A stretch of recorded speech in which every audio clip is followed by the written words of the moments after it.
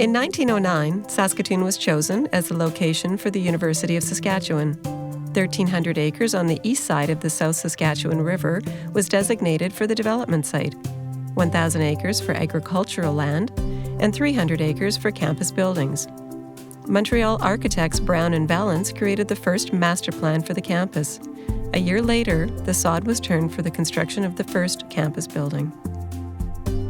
English landscape architect Thomas Mawson contributed to the landscape planning in 1911. It was not until 1922 that portions of this landscape architecture plan began to unfold, shortly after Dr. Cecil Patterson was hired as a lecturer in the Department of Horticulture. Dr. Patterson was responsible for establishing nurseries and test gardens, as well as the planting and maintenance of the university grounds from 1922 to 1948. It was during this time that the Open Prairie site began to see a transformation into a campus of green spaces, trees, and the results of Dr. Patterson's renowned fruit breeding program. Though much was accomplished during Dr. Patterson's time in terms of planting, breeding, and research, the finesse and beauty of the university we appreciate today did not begin to take shape until the late 1950s with the arrival of head gardener Dieter Martin. Dieter was a head gardener at the University of Saskatchewan from 1957 until 1976. He was just 26 years old when he took charge of the campus grounds. Dieter developed a love of horticulture at a very young age through the guidance of his grandfather and during his work as a project manager for parks and urban spaces in his hometown of Aschaffenburg, Germany. He brought that knowledge forward to Canada when he was 21 and began working at the University of Alberta. He was attracted to the University of Saskatchewan by Superintendent of Building and Grounds, Jim Wedgwood. The work that followed over the next 2 decades is rich with stories of people, relationships, and the spaces of a campus renowned for its natural beauty.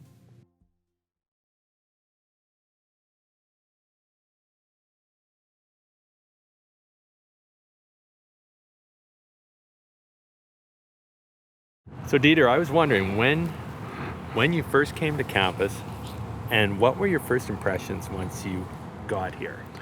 First, I was here in February 1957 for an interview. They had offered me the job as head gardener. Okay. So I came to the meeting one Saturday, and Mr. Wedgwood showed me around the city.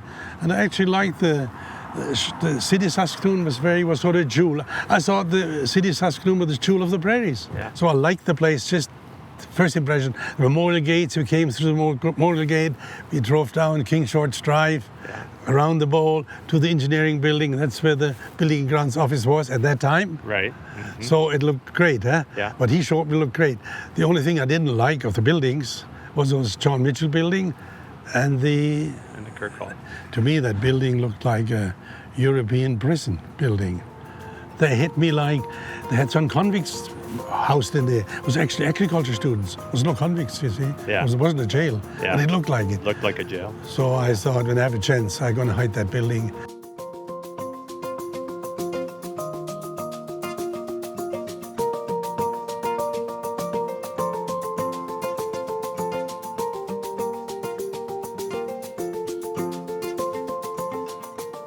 So what were some of your priorities when you first came here, Dieter? Like you must have, when you first got onto campus here, there was some Clean up. Okay. And of course, our headquarters were in engineering, so I cleaned up around engineering, over to where the horticulture greenhouses. Yeah. I cleaned that area up around there, you know. Yeah. The bowl was there, well established, you know. Yeah. The library was just finished. Yeah. Remember library, the first building. Yeah. So that sort of thing we worked on. It is difficult to imagine how Dieter and his small crew kept up with the continuous work of transforming construction sites into green spaces, all the while maintaining the existing grounds. More than 10 buildings were added to the campus within his first 12 years of work.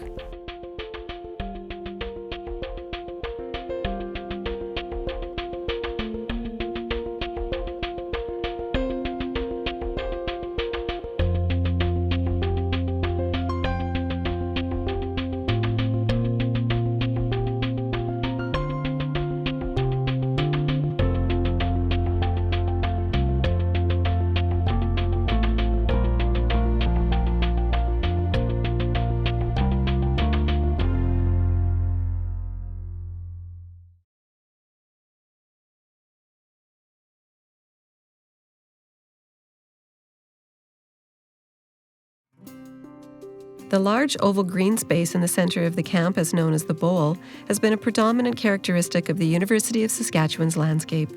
Although the buildings, spaces, and road systems around the Bowl have evolved since the first university plan of 1909, the Bowl has remained as a strongly protected and cared for plot of land for over 100 years. When Dieter arrived on campus in 1957, the most pressing concern was saving the dying 40-year-old American elms along King George Drive, the main roadway leading into the Bowl. People thought it was a Dutch elm disease, but they had commissioned a study, was a low temperature injury to the roots. And there was less damage where there was grass cover, Right. a mulch, soda. Where it was cultivated and bare soil, it was the biggest damage. So we started then to put grass on all the elms around, all the way up to the president, up to the gates. And so they corrected itself Yeah. just by different methods. And we watered them too, Yeah. Yeah, Watering program. So the turf took care of the problem. The turf seemed to have helped, Yeah. give extra insulation. Of course, when you water the turf, it also provides a cooling in the summer. That's right. Right? See, dead turf does nothing really. Yeah. So no Yeah. photosynthesis takes place, no oxygen production. If you have green grass, you have oxygen production, Yeah. fresh air. Yeah. If you have everything dead, you might as well have concrete, right? Yeah. Yeah. You need that photosynthesis to take place, right? So back in that time, what was the bowl used for? The bowl was used mainly for function. The kids played ball out here. Oh, yeah, there was lots of activity. Yeah. And then when Spinks came in, of course, we moved the flowers outside. And when Bex came into power, he moved the flowers back in again. Yeah. And I see they're still back in now. Yeah. And the bowl, many things came up. Of course, when the arts building was going to be built, they want to build the arts building there. But the bowl you can't touch. The bowl is something you cannot touch. It's sort of the holy grail, huh? Right? The campus was a darling amongst Canadian university landscapes, receiving accolades for its design and beauty, rated by Weekend, an Eastern Canadian magazine, as the best English landscape campus in Canada. And it was one of the nicest English romantic landscape campus in Canada. Right. Okay. Yeah. See, the official things, what Marvin planned, was Richard, that went out with the Industrial Revolution. Really went out.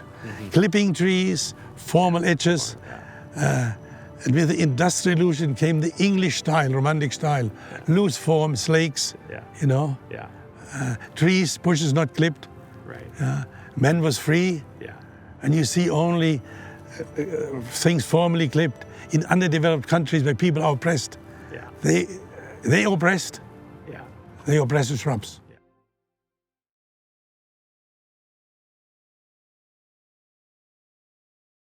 The university's nursery, planted by Dr. Patterson, was a primary source of plant material used by Dieter when he first started working on the grounds. Dieter was a pioneer in tree moving in the prairies.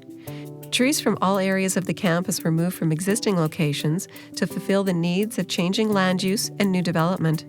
Dieter would always move a tree rather than cut it down, but the idea of moving trees was not at first understood or supported by others. Colleagues, including Dr. Patterson and Mr. Wedgwood, could not imagine that a tree could survive a move. President Thompson was the first to approve an attempt. "Give the boys 6 to try," he communicated to Dieter's supervisor, Jim Wedgwood. Using techniques Dieter was familiar with from Germany, trees adjacent to the biology building became a test site. Dieter and his crew led the first attempt at tree moving on the Canadian prairies in the winter of 1958. They used coal oil, and straw to create a gradual downward burn that loosened the soil around the trees. At a rate of half an inch of burn per hour, a 5-day slow burn seared a hole 5 feet into the ground. The trees were then dug out and moved by truck and sling to their new location. Some of trees, they're 4-foot balls, 3 foot deep. The trees which Patterson had planted years ago, we cleaned that nursery up. That's where the nursery is right now. Just near the grounds building, Red College, that's where we had nursery. As soon as I came, looked at those trees, we prepared trees. We needed trees on the campus. In the mid-1960s, Dieter moved a large amount of trees from the forestry farm onto campus. These trees came to the campus through one of the many relationships Dieter had within his industry. In this case, Les Kerr, superintendent of the forestry farm. Les was, we became good friends, very good friends.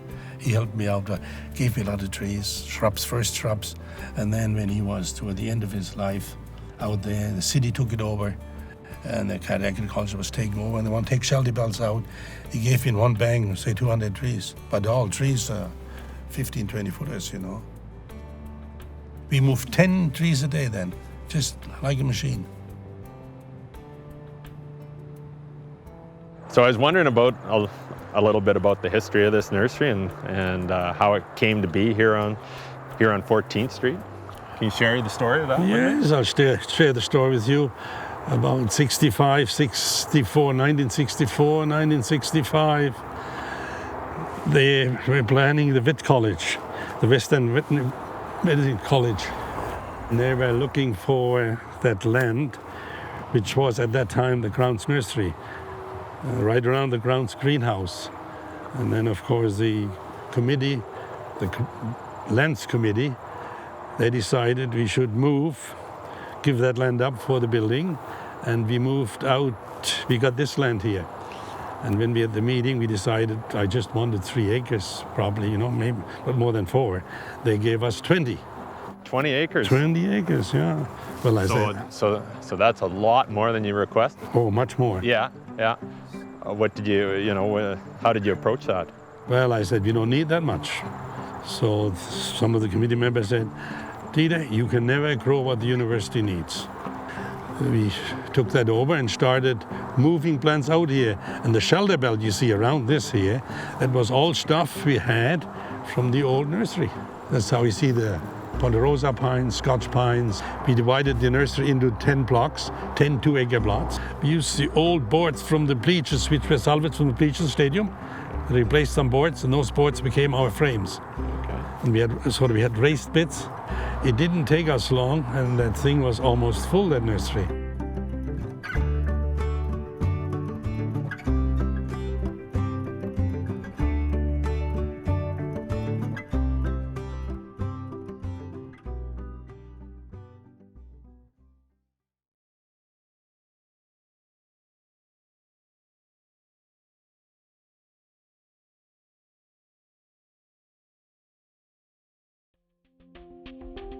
One thing Dieter knew for certain was that he would never take on the responsibilities of design or architecture.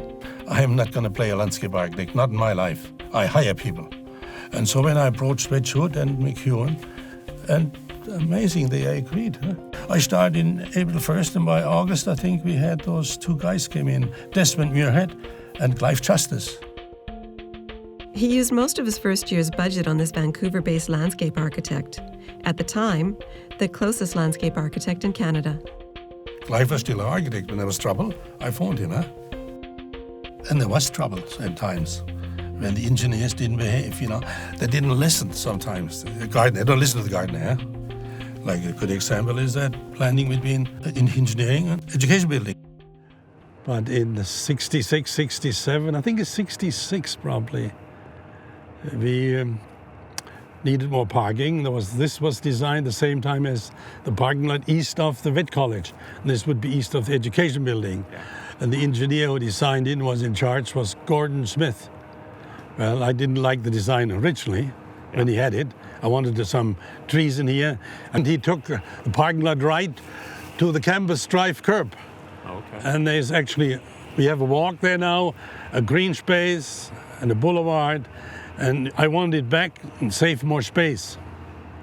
Yeah. For green space. Green space, yeah. Mm-hmm. So I asked our people, and they just thought it was fine, huh? Yeah. But thought the parking lot was fine. It was fine the way it is. The plan was fine, and it was going ahead. But it didn't stay with me. I didn't like it at all. Okay. So I got hold of Clive Justice, our landscape architect, and had him redo a drawing for this. I flew him in, he came in, stayed a few days, we went through this. When the drawing was ready, I didn't go back to my people again.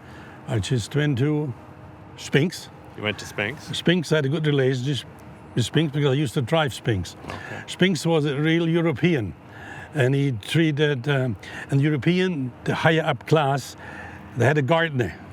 And the gardener was usually the gardener, the cook, and the chauffeur. Oh, okay. Yeah. So when he came here, I had to sort of be, when he called, I had to drop everything, leave any meeting, go anywhere, pick him up, and drive him where I wanted to go. Yeah. And he would call me and say, Mr. Martin, 20 to 12, huh? Or 10:15, huh? And I would be at the door. In the front, he comes out, he hops in, and I drove him where we wanted to go, home or where we went. And of course, it gives me an opportunity. We visited a lot. Right. We talked. Right. Yeah. But he always said to me, if something bothers me, you like to know. Yeah. Mm-hmm. So on this, I brought him the drawing. Of course, he looked at the drawing. Yeah. I looked at it. He signed it. He wrote a memo and said, I can spend $6,000 planting trees. Yeah. But Mr. Smith has to remove all this and get this back, give you that land back. Yeah. Right. So when I had this drawing, I had this memo and the drawing approved, I went to our administrative assistant, which was Rolly Muir. He said, you didn't have to go to the president for this, you know. We could have handled that ourselves, you know. Yeah. Well, I said, you didn't handle it. I asked you and asked you twice, and you wanted nothing to do with it.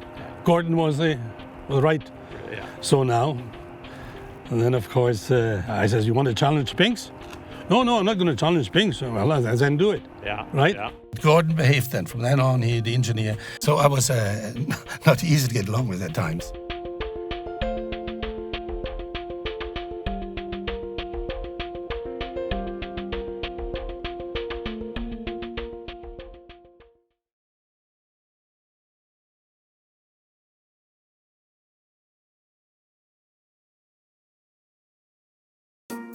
Throughout his career at the University of Saskatchewan, Dieter hired and trained many students to help maintain the campus grounds.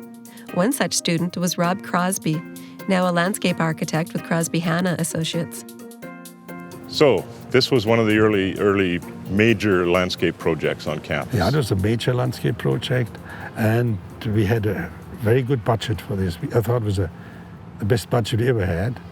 We had about, if I recall right, between $50,000 and $60,000 in 1967. That was lots of money. Usually we had them 10, 15, 20 for a project, but this was a big size project. We had 3 levels. We had one an arts edition. We had one by the Commerce, between the Commerce and the law building, that lower area. And we had one just in front, sort of the law building. And so 3 separate spaces, 3 separate storm drains, and 3 different colleges. Yeah, you're right. Yeah. That's true. And so then we developed areas where students could function actually. So they have a little bowl, sort of round shape. Yes. And so they almost related to the colleges then. yes. And of course the roads, the walks, they formed part of this, helped forming the shape. And we had 1 steps. Usually we didn't like steps in the landscape, but there is a step in the landscape. When you go around the campus, there's not very many steps outside. No. We used to have some into the bowl. Yes. On each end. Yes. They were eliminated. Okay. And this one is still here. And that's just for ease of access. Yes, ease of access, yeah. And then we used a lot of Steps. native plant material. We used the poplar. You see some yet in Yes. that little turnaround on top. And we used to call that the highway poplar. This was developed by Dr. Patterson, just a native aspen, Scotch pine, and the apples. And those were just apples which were used out of the breeding program, which Patterson ran for many years. And we also have some of the original Schubert cherries up here, and they came from Lescure, and also some of Patterson's. Yeah. And we have still here now the old Russian olive. That was one of which Dr. This one right here? Yeah. Oh, It's not very big, is it? No. The stem is fairly big, see?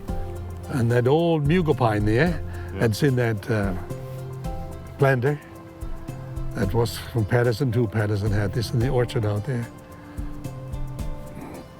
So the overall intent here was to get places where the students could use it. Yeah, and have 3 different big groups meet, Yes. and they were far enough apart, they wouldn't disturb each other.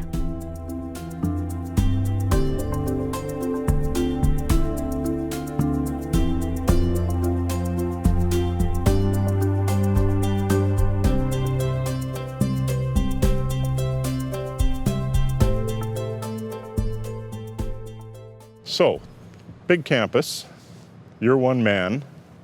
How did you manage this place? How did you maintain this kind of campus? Well, we had it all divided into zones. We had about 10 zones, and each student had a zone. We didn't let 2 students work together or 3. They worked by themselves, and they were checked. They were called gardener 1s, and then we had gardener 2s. He would check about 6, 7 students each. Yeah.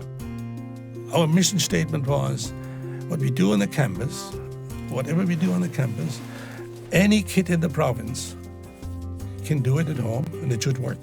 It should be a learning deal, exposed to good landscaping. That's part of the education here.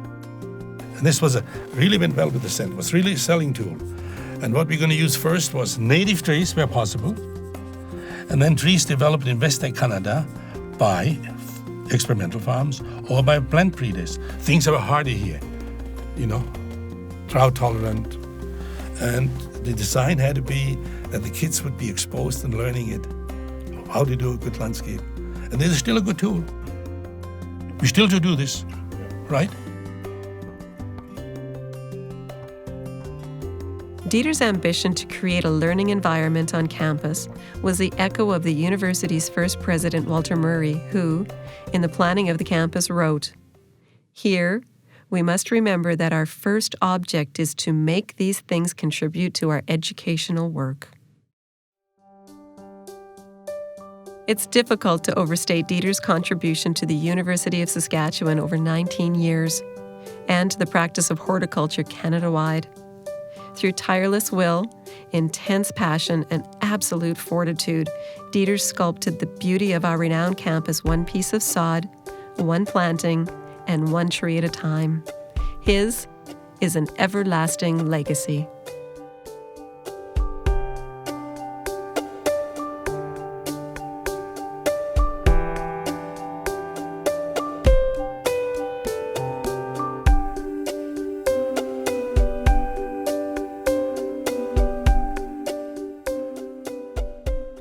Yeah. So you ask me again, I ask you. No, I ask you. and then after you're done, you ask me. Okay, Yeah, holy heck. Yeah. Awesome. Well, we got it done, we got the game. Okay. We just wing it. Yeah. That's all. Because I cannot ride. Whenever you're ready. We're This ready. is a ball. Yeah.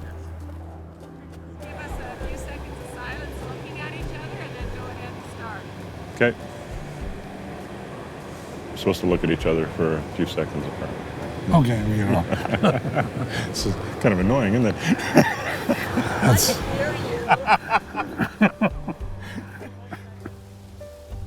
And Dieter is speechless. speechless. and that's what it is. You said it all wrong. You said it all. That's it.